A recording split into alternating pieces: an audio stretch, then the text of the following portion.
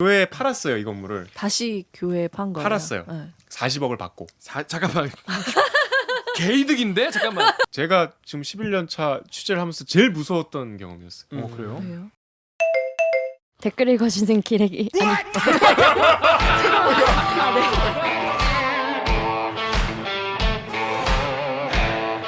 아니. 댓글 읽어주는 기자들. 기레기 아닙니다. 지금 여러분은 본격 KBS 소통방송 댓글 읽어주는 기자들을 듣고 계십니다. 자, 그러면 다음 댓글 우리 오규정 기자 읽어주세요. 엠팍에서 홀로월드님이 주식회사 교회라고. 이게 주식회사 교회. 저는 이게 닉네임인 줄 알았어요. 야. 홀로월드님이 주식회사 교회 이렇게 쓰셨어요. 그렇습니다. 이게 좀 회사 같은 그런 그렇죠. 보니까 뭐야 이자 가지고 돈 놀이도 하셨더만. 이게 참 혐의가 복잡한데. 혐의가 많고 복잡하고 되게 열심히 돈을 땡기셨더라고요. 복잡한데 들으면 뭐 다 이해가 돼요. 그렇습니다. 그리고 말씀하신 대로 와 열심히 했다 이런 생각이 들어요. 되게 부지런히 네. 악은 부지런히 어떻게 이런 생각을 했지? 이런. 이렇게까지 하나. 자, 근데 일단 다음 댓글 제가 읽어볼게요. 엠팍의 PR 리찌님께서 목회 활동비 스케일 보소. 앞으로 목사는 드래프트도 하고 이 정도로 바꿔 하셔가지고 교회 프로리그 만들어서 운영하면 될 것 같다. 자, 이게 순서가 네. 목회 활동비가 제일 처음 문제가 된 거예요? 목회 활동비가 가장 큰 문제예요. 목회 활동비가 시작이기도 무슨 하고. 돈이죠? 목회 활동비는 쉽게 얘기하면 업무 추진비입니다. 업무 우리가 알고 추진비? 있는, 그러니까 목회 활동비는 우리 법적으로는 종교 활동비라는 명칭인데 소득세법엔 종교 활동비로 나와요. 담임 목사들한테 지급이 돼요. 그러니까 담임 목사라는 건 그 교회에서 그러니까 일종의 선임 목사인 거죠. 그 교회를 운영하는 교회 대표자인데 급여는 따로 나가고요. 급여가 따로 있는데 급여가 아니에요. 그러니까 목사가 하는 일이 뭡니까? 전도와 선교잖아요. 그렇죠. 전도와 선교에 쓰라고 주는 돈이에요. 그러니까 음. 우리가 법인카드 기자들도 쓰잖아요. 네. 취재 활동비로. 네. 그러니까 우리가 보통 취재 활동비는 어떻게 씁니까? 우리도 정해진 액수만큼 영수증. 쓰고 영수증을 제출해서 정산을 하게 실비 정산을 하잖아요. 그렇죠. 목회 활동비도 그 성격상 실비 정산을 하는 게 맞죠. 그렇죠. 네. 근데 이 김기동 목사는 목회 활동비를 정액으로 받았어요. 그게 얼마냐면 월 5,400만 원. 자, 목사님이 월 5,400만 원을 업무 추진비로 업무 추진비를 썼는데 그러니까 잠깐만. 쓴 게 아니고 받은 거. 그러니까 여기서부터 사실 좀 엽기적인 행각인데 네. 월 5,400만 원씩을 이제 책정을 해서 지급을 하게 하죠. 네. 그걸 이제 김기동 목사 개인 자금 관리하시는 분이 그걸 적금 통장에 모으게 해요. 그러니까 5,400만 원씩 이렇게 따박따박 모아서 10년 동안 60억을 만들었어. 그걸 잠깐만. 한꺼번에 받으셨어요. 야, 이건 아니다. 이씨. 야, 이건 가면 안 된다. 이씨. 그러니까 다시 말씀드리면 목회 활동비는 급여가 아니에요. 선교나 전도에 쓰라고 교회가 주는 겁니다. 근데 급여는 얼마예요? 생 급여는? 급여도 이제 이게 뒤에 나오는데 네, 딱 월 연봉 얼마예요? 깔끔하게 딱 그만 말해줘. 그게 매달 달라요. 근데 생활비만 월 1,500만 원 이상씩 썼어요. 최소 1,500만 원. 그러니까 사례비라고 하는 걸 그렇게 받으신 거죠. 그러니까 이 모든 것들이 어떻게 취재가 됐냐면 성락교회에서 30년 동안 재정을 담당하셨던 분이 취재에 어렵게 응해 주셔서 내부 자료들을 많이 이제 공개를 해서 이렇게 밝혀진 거죠. 속속들이 회계장부에 나옵니다. 댓글 먼저 읽을게요. 제가 네. 엠팍의 피자스쿨님이 뭘 어떻게 털었길래 일당이 800만 원 정도 되는 건가? 요 내용이 이제 기사에 나오는 거죠. 기사에 나오죠. 네, 거기- 일당이 하루에 그러니까 하루 800만 원. 하루 800만 원인 거예요? 그러니까 이게 다양한 항목들이 있는데 네. 안수기도라는 게 이제 1대1 기도더라고요. 네. 그러니까 목사가 이 사람만 1대1로 만나서 뭐 예를 들면 수능 뭐 잘 잘 봐라 봐라. 아니면 뭐 승진해라 건강해라 이런 걸로 기도해 주는데 그 사례비를 수백만 원씩 받아요. 그리고 정기적으로 받는 급여 형태의 사례비도 있고. 근데 이제 제일 황당했던 거는 생일 축하금과 명절 사례비가 있어요. 네? 생일 축하금을 매년 기백만 원씩 받는다는 거예요. 생일 축하금이요? 자기 생일? 생일에. 본인 생일에 네. 자기 생일에 네. 자기 환장하겠다, 생일에 진짜. 100만 원을 받아. 100만 원이 아니고 교회에서 일단 100만 원을 받고 근데 지금 듣다 보니 100만 원은 큰 돈 아닌 것 같아. 그러니까 받고 그다음에 이제 제가 영상을 봤는데 생일 축하 이렇게 잔치 같은 걸 예배 시간에 해요. 그러니까 그냥 정상적인 주일 예배를 하다가 이제 오늘 우리 김기동 목사님 생일도 하면 막 신도들이 나와서 막 봉투도 주고 막 어떤 분은 절도 하고 그 봉투가 막 이만해요. 뭐 그건 그렇다 칩시다. 뭐 성도들이 주고 싶으니까 명절 축하금이 명절 있어. 상여금. 그러니까 자기가 운영하는 교회의 재정에서 명절 사례비를 목사가 받는 도대체 얼마나 받아요? 그 액수는 금일봉이라 몰라요. 근데 일단 기본적으로 월 업무 추진비 성격인 목회 활동비를 월 5,400을 그걸 결제를 해서 써서 월 5,400을 쓰고 다니는 것도 이상한데 그쵸. 그보다 한 단계 더 높은 그냥 5,400을 그냥 월 재테크로. 받아서 그냥 적금 쟁여놓는 통장에다 거죠. 그냥 빡. 적립해서 60억을 만들어서 받았는데 어.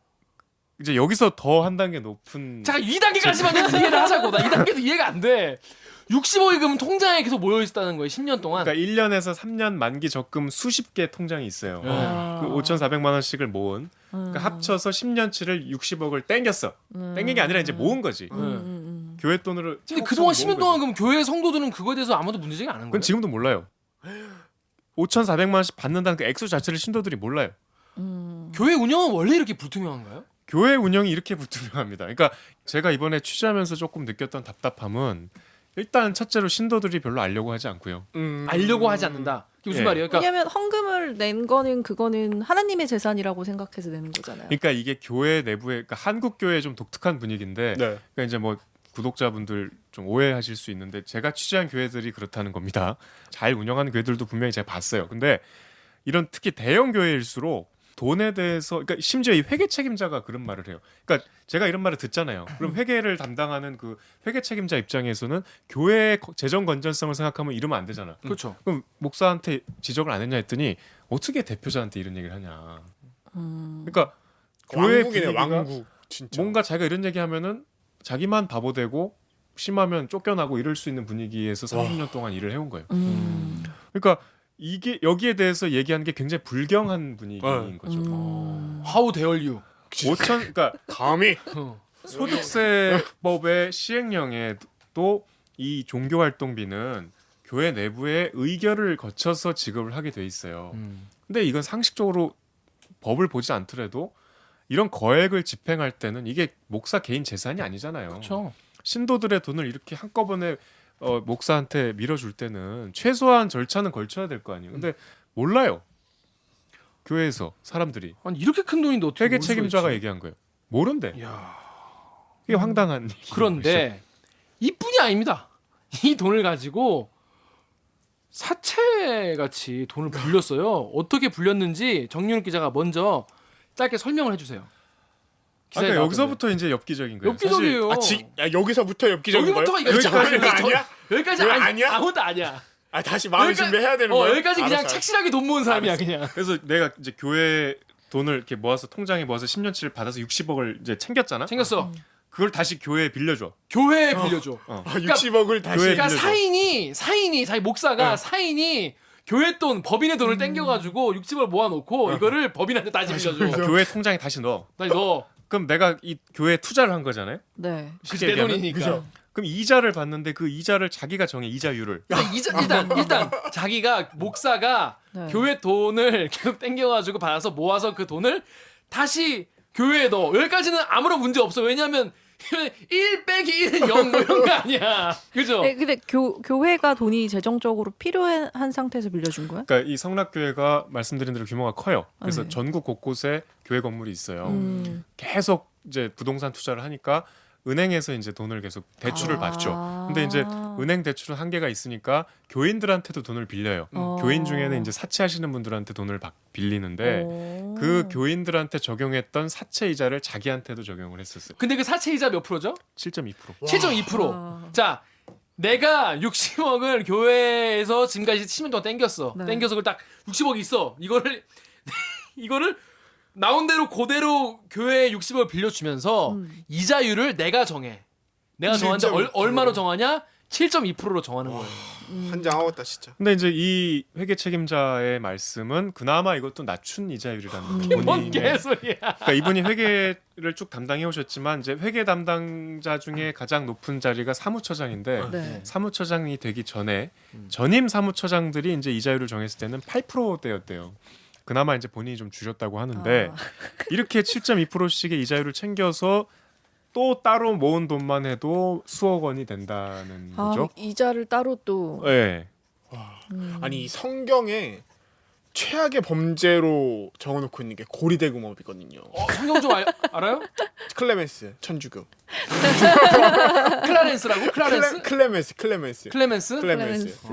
그래가지고 그 베니스의 상인에서도 그렇죠, 샤일록이. 샤일록이 그거잖아요. 고리대금업자죠. 근데 어떻게 10, 이런 100, 1000, 만, 10만, 100만, 1000만, 억, 6억도 아니 60억이죠. 곱하기 1000분의 70이잖아요. 그러면 단위가 너무 크다. 그러면 7.2%나 포기. 너 수학 잘하잖아. 네가 띠띠띠띠 빨리 돌려가지고 아니, 얘기하고 있어요. 계산하고 있어요. 한 달에 얼마인지 60억에 7.2% 이자면 한 달에 얼마나 많은지 빨리 띠띠띠 하고 있어. 자 그래서 여기 클리앙 댓글 우리 오경 기자 읽어주세요. 클리앙에서 차일디씨님이 사채 이자가 의외로 많이 써먹는 방법 중에 하나입니다. 일반적인 재단법인 등에서도 많이 써먹어요. 비영리 재단의 경우 세무감사 나오는 경우가 거의 없기도 해서. 이게 종종 사용되는 방법이라는 거네요. 근데 비영리 재단이 교회잖아요. 그렇죠. 이게 좀 4억 4,600만 원. 그러니까 1년에 4억. 네, 1년에 4억. 1년에 4억. 이자로. 연봉 4억인 거지. 그렇네. 이자놀이만. 그러니까 이게 앞에 이제 연봉 5억이 많은 게 아니다라고 했을 때 이 5억이 목회활동비를 얘기한 건데 설교에서 이 말을 할 때가 이제 한참 재판이 진행 중이었을 때였어요. 그러니까 이 교회의 논리는 한결같이 제가 취재했을 때도 목회활동비는 사적 재산이고 목사가 마음대로 써도 되는 돈이다라고 계속 지금도 그렇게 주장하고 있어요. 네. 그러니까 이거는 쉽게 얘기하면 연봉이다. 이건 내 급여다 이렇게 주장을 해요. 급여는 따로 있잖아. 따로 있지. 그리고 목회활동비의 성격을 100% 오해한 거예요. 이거는 법에 규정된 항목이고 네. 그렇게 써야만 되는 돈인데 지금 계속 이렇게 우기고 있는 거예요. 목사랑 교회가. 그러니까 이 양반이 이런 지금 연봉 5억이란 말 한 게 이 액수에 우리가 분노하지만 사실은 내가 받은 이 돈은 연봉이다. 이거는 내가 횡령을 혐의를 적용할 수 없는 내 돈이다. 뭐라고 쓰던 뭐라 할 수 없다. 내 개인적으로. 그 얘기를 하고 싶었던 거죠, 사실은. 그런데 신자분이 또 네이버에 등판을 하셨어요. 여기 네이버 댓글 우리 강병수 기자 읽어주세요. 네이버의 WONR님께서 남겨주신 댓글입니다. 성락교회는 싼 땅을 먼저 계약하고 대출받아 빚을 갚아나가면 나중에 그 땅이 개발되고 오르는 방식으로 교회를 넓혀나갔습니다. 원로 목사님은 정작 평생을 허름한 교회 한 켠에 사셨고요. 차도 성도들이 선물해준 20년 되어가는 에어컨도 고장난 차고요. 그렇다고 합니다. 이 정혁 기자 지금은 되게 굉장히 검소하신 이렇게 분을 검소하신 분을 일단 교회 한 켠에서 사는 건 맞아요. 그래요? 그러니까 우리가 소박하시네. 법적으로 담임 목사에게 인정되는 그 교회의 재산 공간은 교회 내부에 그 한 켠이 있어요. 사택을 이제 지을 수 있다는 건데 네. 그게 허름하지 않고 굉장히 규모가 커요. 일단 한 켠은 맞는데 허름한 그렇죠. 교회 안에 있는 건 맞아요. 음. 근데 일단 규모가 크고 얼마나 큰가요? 건물 전체를 쓰고 있으니까 얼마나 큰가요 규모가? 5층 이상 되는 건물 통째로 다 쓰고 계세요. 그리고 허름하지 않은데? 차도 뭐 에어컨이 고장난지는 제가 안 타봤으니까 모르겠지만 그쵸. 네. 벤츠 뭐더라? 이거 20년 된 차는 아니에요. 그리고 차가 세 대가 있어요. 세대가 있어요. 원로 그 중에 한 목사님. 대는 20년 된 걸 수도 있나? 그럴 수 있겠다. 세대 다 20년 되지 않았어요. 아, 그래요? 그리고 아까 법원에 1심 선고할 때 출석할 때 타고 오신 차는 소나타였는데 그건 처음 보는 차였어요. 그거는 좀 오래됐을 수도 있는데 그 차 말씀하시나 보다. 그 차는 말고도 세대가 있는 걸 제가 확인을 했는데 좀 잘못 알고 계신 것 근데 같아요. 일단 본인이 뭐 업무 추진비로 모은 돈도 뭐 많으시고 그걸로 이제 그 교회 상대로 이자놀이 한 돈도 연봉 4억 정도 되시니까 에어컨은 고치고 타시면 될 것 같아요. 맞습니다. 올 여름 더워요. 세컨카 아니에요? 세컨카. 그렇습니다. 하여튼 그래도 세컨카라도 에어컨은 있어야 돼. 엄청 더워. 더워요. 에어컨 없으면. 그러니까 에어컨 꼭 고치기 바랍니다. 자, 우리 다음 댓글 넘어갈게요. 정연욱 기자가 여기 보배드림 댓글 보배드린 부채손톱님이 그니까 종교인 과세를 해야 한다고 고액 연봉의 자영업자가 왜 세금을 안 걷는 거냐고. 이 종교인 과세 문제 이거 할 정치인들이 말을 못해. 맞아. 제일 민감한 문제죠. 후달려서. 그러니까 이게 종교인 과세가 작년 1월부터 시작이 됐는데 네. 지금 문제가 된 목회활동비는 종교인 과세에서 빠졌어요. 네. 그러니까 이거는 과세 항목이 아니에요. 음. 비과세 항목이기 때문에 신고할 필요가 없죠. 물론 뭐 소득 신고할 때 이제 하게 권장을 하고 있지만, 그러니까 알 수가 없는 이유 중에는 비과세이기 때문인 것도 있는 거예요. 우리가 이제 여기서 좀 짚고 넘어가야 될 부분은 아까 말씀드린 대로 목회활동비는 그 성격이 실비정산을 해야 되잖아요. 그럼 네. 법에 나와요. 그렇기 때문에 이게 비과세라고 할지라도 국세청이나 기재부에서 실비정산을 하지 않고 이렇게 정액으로 지급하는 거는 지적을 할 수 있어요. 근데 안 하고 있어요. 그게 왜안 이제 하고 있지? 후달려서 안 하나 진짜? 회계사들을 저희가 뭐 인터뷰에도 썼지만 여러분을 만나서 뭐 우리 법인도 그렇고 네. 한결같이 하는 얘기가 기재부랑 국세청이 지금은 약간 유예기간처럼 지켜보고 있대. 그러니까 일단 지금 그러니까 취재를 하면서 가장 놀랬던 게 이 교회는 가급적 안 건드리려 그래요. 그러니까 맞아요. 이거 벌집 쑤신 것 같이 된다고. 심지어 검찰까지 그래요. 검찰. 그러니까 수사기관들조차도 네. 교회에 대해서는 뭔가 이게 그러니까 종교인 과세 도입할 때 이 목회활동비를 종교인들이 꽉 쥐고 있었던 논리 중에 하나가 종교의 자유를 그쵸. 계속 말씀을 하시는 거예요. 물론 종교 탄압이다 이렇게 될 그 수 말씀도 일리가 있어요. 그러니까 예를 우리의 기독교의 역사가 지난 네. 이제 엄혹한 시절에 군사 정권 때 기독교가 뭔가 양심적인 소리를 내는 그렇죠. 하나의 탈출구였잖아요. 네. 그렇죠. 그렇기 때문에 정부가 손댈 수 없는 뭔가 이 항목이 있어야 된다는 논리가 사실 지금은 안 맞죠. 그 국회의원도 면책특권이랑 비슷한 거 아닙니까? 그렇죠. 국회의원들 면책특권도 그런 연원이 있잖아요. 음. 그러니까 계속 그런 논리로 이거는 우리의 종교 자유를 위해서는 건들면 안 된다고 심지어 일부 정치인들도 그래서 이제 종교인 과세가 많이 후퇴됐다고 했을 때 핵심적인 문제가 이 목회활동비가 빠진 거였어요.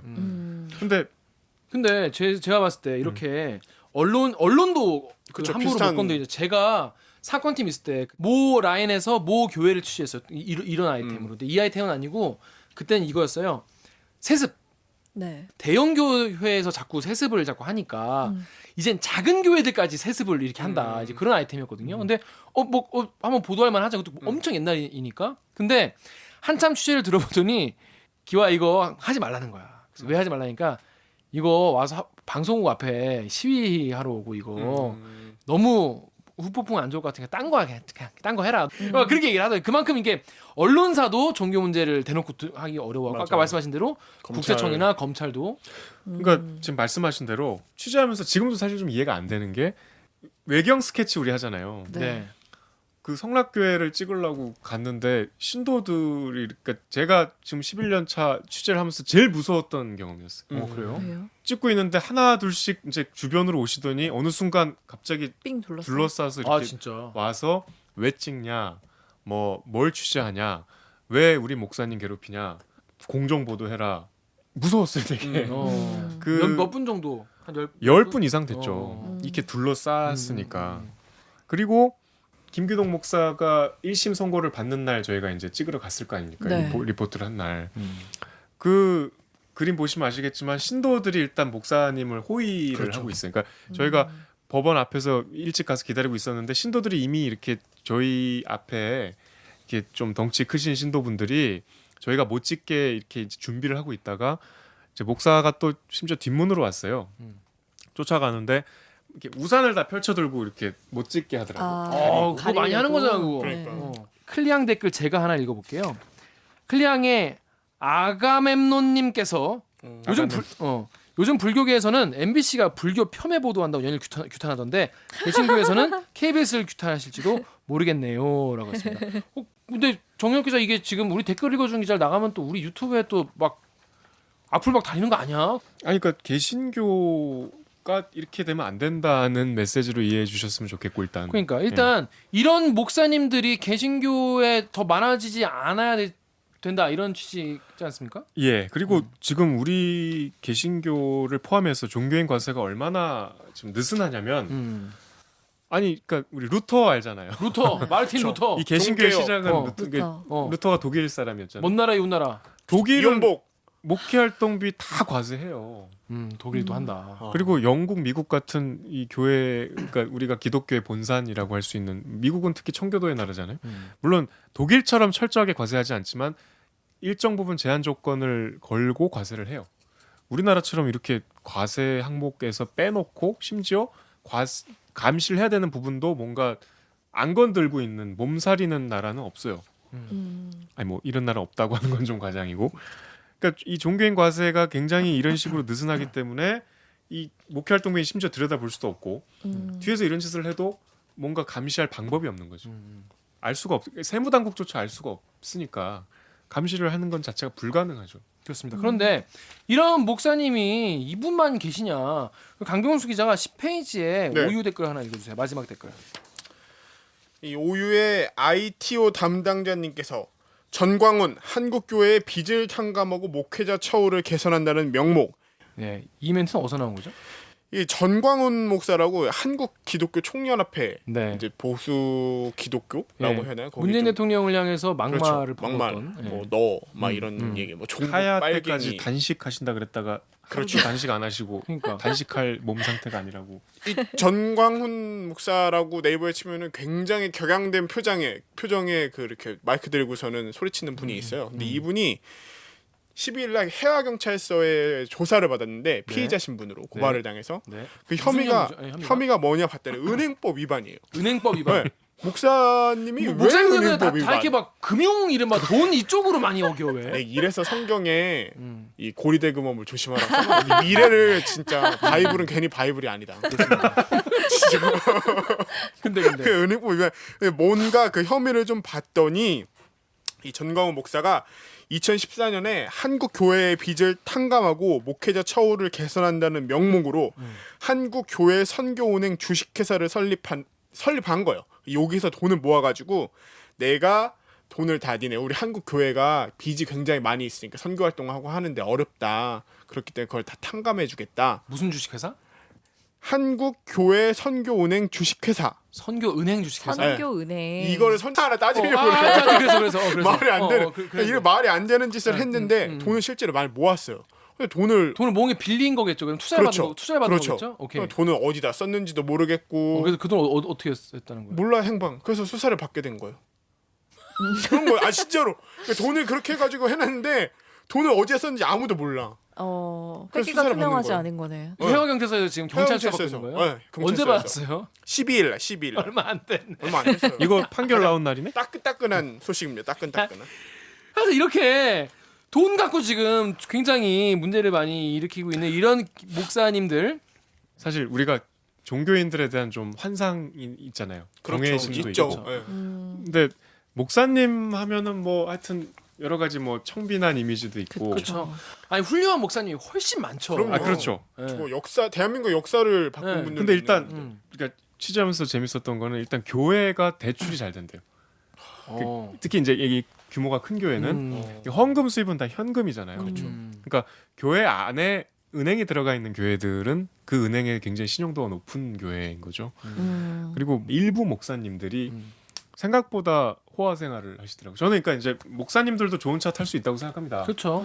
예전에 우리 소망교회 그 아 뭐 스님들도 막 발렌시아가 신고 그러더만. 불가리 안경. 그래 불가리 안경 쓰시고 뭐 스님들도. 그렇죠. 그렇게 본인이 선호하는 그럴 수 있죠. 고가의 그렇죠. 뭐 물건 쓸 수 있죠. 색색시공 공직시세. 그렇죠. 예전에 그 소망교회 담임 목사 곽선의 목사 뭐 벤틀리 타고 다니시는 그렇죠. 벤틀리 유명한 기사도 네, 있었죠. 네, 그러니까 그러실 수 있는데 네. 이게 액수가 우리 목회 활동비가 이제 문제가 돼서 다른 교회들을 좀 찾아봤어요. 그러니까 아까 말씀드린 취재가 너무 힘들어서 2케이스밖에 못 찾았어요. 네.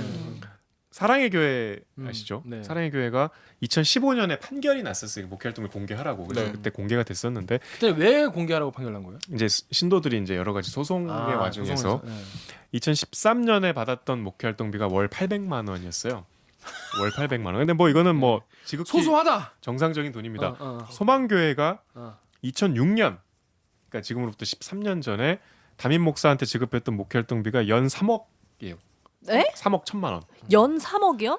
목회자도 좋은 차 타고 명품 할 수 아, 있는데 있을 수 있죠. 약간 경제관념이 제가 이해할 수 없을 만큼 근데 차원이 그런- 다른 것 근데 같아요. 돈의 액수가 너무 그런 다른데? 거는 와 화려. 그러니까 우리가 마음 목회 엄청 활동비를 과세하지 않는 이유 중에 하나가 많았어. 목회 활동비는 공금의 성격이고 음. 그러니까 우리가 과세는 수입에 하는 거잖아요. 그쵸. 이건 목사의 네. 수입이 아니고 목사가 쓰는 돈. 일할 때 쓰는 그쵸. 돈이니까 과세를 네. 안 하는 거잖아요. 음. 근데 일단 뭐 100번 양보해서 이분들이 이 수억 원을 진짜 목회 활동에 쓰신다고 믿을 수도 있죠. 그렇죠. 근데 그러기에는 액수가 너무나 크고 사용 내역을 알 수가 없어요.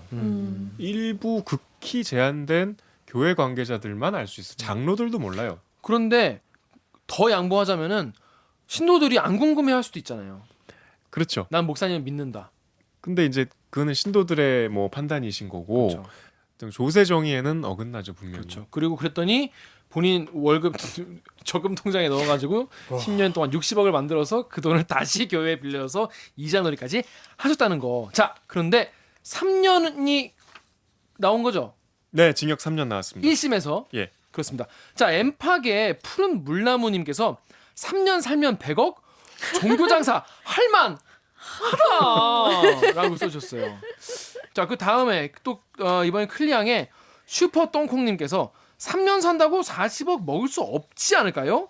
불법적으로 취득한 재산인데 추징 들어가지 않을까요? 라고 하셨어요. 이거 그러니까- 어떻게 좀 진행될까요? 일단 구형이 5년이었고요. 네. 이제 사실 구형이 5년이면은 이게 무죄를 기대하기는 어려운 상황이었어요. 그래서 이제 이 고발한 신도들은 법정 구속이 되기를 이제 기대하고 계셨는데 네. 고령 이분이 38년생이시니까 올해 우리 나이로 82살이시거든요. 이제 고령이고 이제 벌금형은 받았지만 하여튼 뭐 이런 무거운 형벌을 받은 적이 없기 때문에 여러 가지를 고려해서 법정 구속은 되지 않았어요. 3년이 나와서 아마 뭐 항소심으로 가도 뭐 크게 형량이 바뀌진 않겠죠. 근데 다만 이 법정 구속도 안 됐잖아요. 그러니까 뭐 이렇게 추징까지 우리가 기대할 수 없는 상황인 것 같아요. 아, 그러면 그 돈 그냥 먹는 거예요? 판결문에서 김기동 목사가 교회 돈을 자기 돈처럼 썼다고 하거든요. 네. 그러니까 법원이 이제 꾸짖은 거죠. 그러니까 김기동 목사는 이 교회를 개척한 목사예요. 그러니까 쉽게 얘기하면 이 교회를 세운 창업주신 거예요. 그러니까 이 교회 돈은 자기 돈이라고 생각을 하시는 거예요.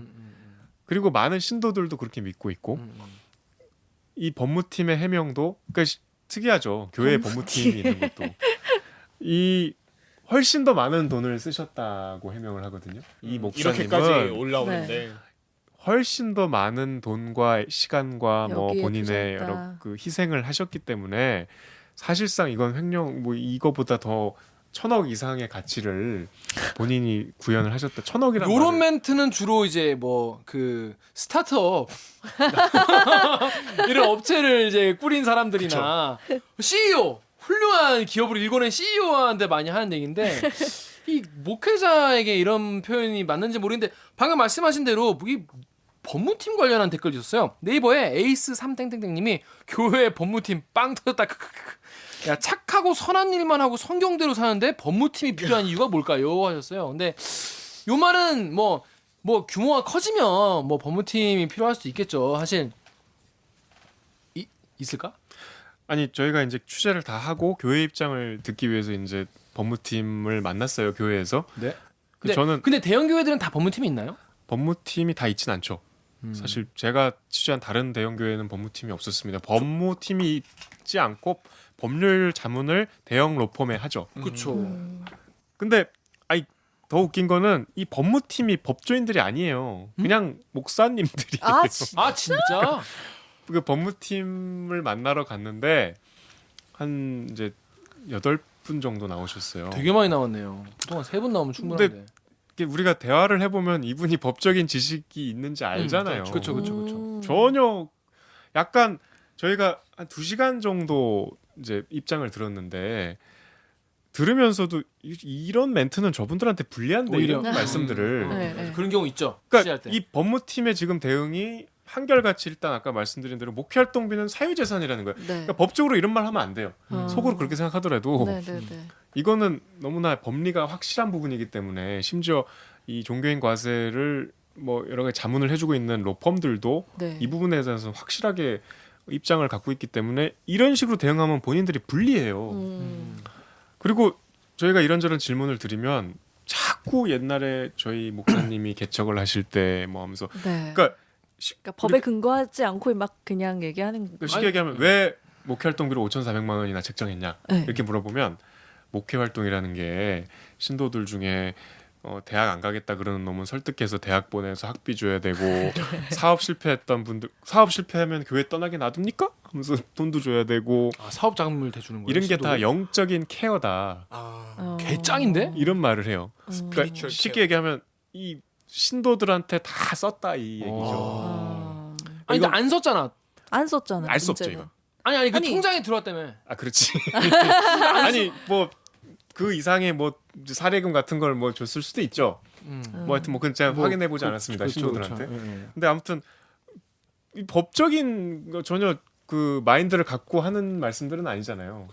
이 영적인 마인드를 갖고 하시는 말씀. 네. 그러니까 2시간 중에 1시간 50분은 이 신도들, 이 고발한 신도들에 대한 인신 공격이었고 아, 막 말씀하시다 울고 막 그다음에 이 교회 목사님이 개척하시면서 헌신했던 이야기들이고 그러니까 이 법리적인 이 공격이나 정교한 논리는 하나도 없었어요. 그래서 일단 법무팀이 아니더라라는 말씀이고 그렇습니다. 네. 자, 우리 강명수 기자 다음에 네. 네이버 요 위에 소프라노님 소프르라 이거 있어요. 네이버의 SOPR님께서 똑바로 찾아봐라. 기동이가 목회를 몇 년을 했는데 빼돌린 재산이 저거라고?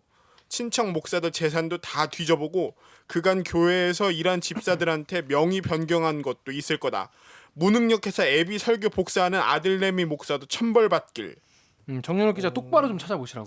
이게 저기 지금 말씀 안 드린 그러니까 횡령 배임으로 3년 받았잖아요. 네. 네. 지금까지 얘기한 건 횡령이고 아, 뭐 또 있어. 배임이 뭐냐면 배임 또 따로 있어. 10수년 전에 이 김기동 목사가 신도 중에 한 분한테 15억 원을 빌려줬어요. 자, 신도에게 네, 장로에게 장로에게 15억을 빌려줬어요. 예. 뭐 개인적인 이유가 있어서 빌려줬겠죠. 15억이나? 15억을 빌려줬는데 이 장로가 못 갚게 됐어. 아, 못 갚게 됐어. 대신에 그래서 이 장로가 갖고 있는 부산에 빌딩이 하나 있었어요. 그 빌딩을 대신 받았어. 김기동 목사가. 근데 그 빌딩에는 이제 우리가 그 건물을 받았을 때 근데 이 빌려준 15억이 무슨 돈으로 빌려준 거예요? 교회 돈으로? 자기 돈으로 아, 자기 돈으로? 음. 내 돈으로? 오케이. 뭐 자기 돈 15억을 빌려준 그래, 자기 돈 15억 그러니까 빌려 거래를 한 거죠. 거래해서 이쪽이 건물을 받았어. 못 갚으니까 대신에. 대신 건물을 받았는데 오케이, 거기까지 이해돼요. 그러니까 건물을 받았다는 건 그 건물에 설정된 여러 가지 임대차 빚이 있을 거 아니에요. 네. 아, 그것도 그쵸. 근저당권도 있을 거고. 건물에는 빚이 껴 있었다. 네. 빚이 그것까지 껴 있었죠. 같이 받았어. 빚을 감안해서 받았어, 건물을. 그 다음 해 이 교회 재정 담당하는 분들도 다 이제 김기동 목사의 지시를 받을 거 아니에요. 교회 보고 이 건물을 사라 그래.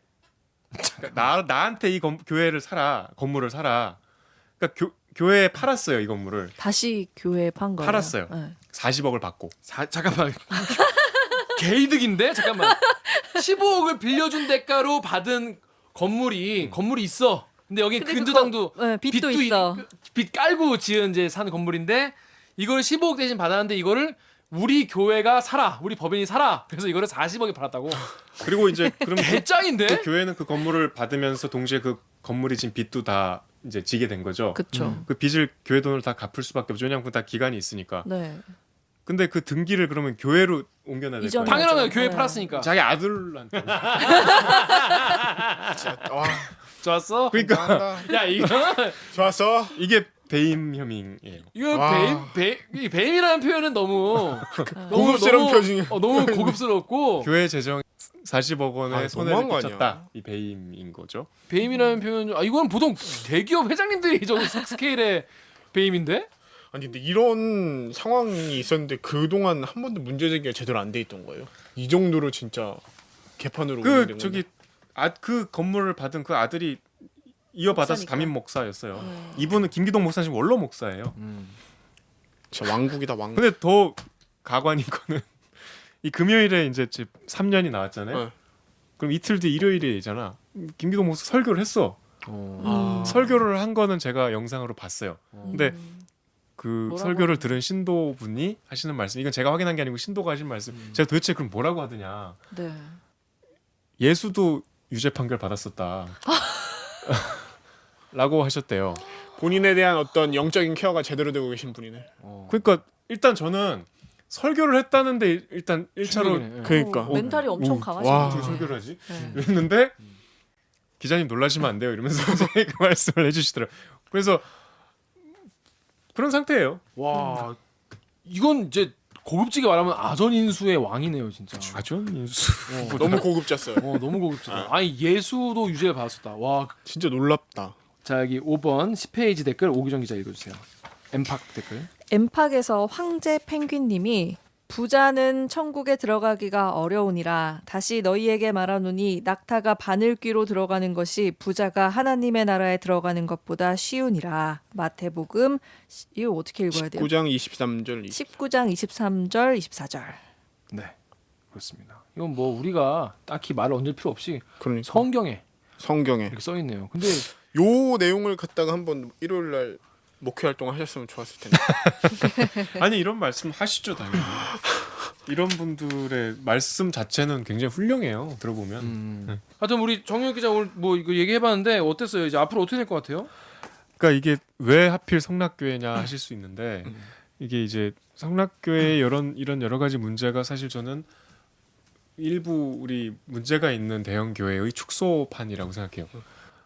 규모가 뭐 더 큰 교회들도 있을 것이고 이런 수법 물론 이렇게까지 막 뭐 건물을 사서 자기 아들한테 빼돌리고 이렇게까지 안 했을겠지만 우리가 몰랐던 목회 활동비 여러 가지 항목의 사례비 그런 일들이 더 놀라운 것은 신도들의 묵인하에 지금도 계속 진행되고 있는 일부 교회들이 있다는 거고요.